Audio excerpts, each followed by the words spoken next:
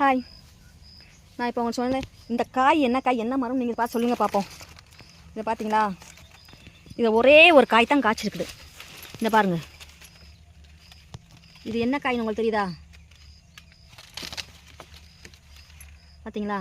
இது என்ன காய்னு தெரியல. பூலாம் பூத்துருக்கு பாருங்கள்.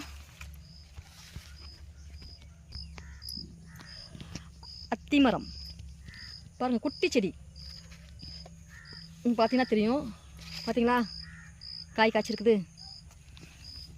ஒரு சின்ன குட்டி செடி தான் பாருங்கள், சின்ன குட்டி செடி தான். இதுலேயே பாருங்கள் எத்தனை காய் காய்ச்சிருக்குன்னு. ஒன்று, இந்த ஒன்று, 2, 3, 4, 5, இந்த அங்கே ஒன்று, 6.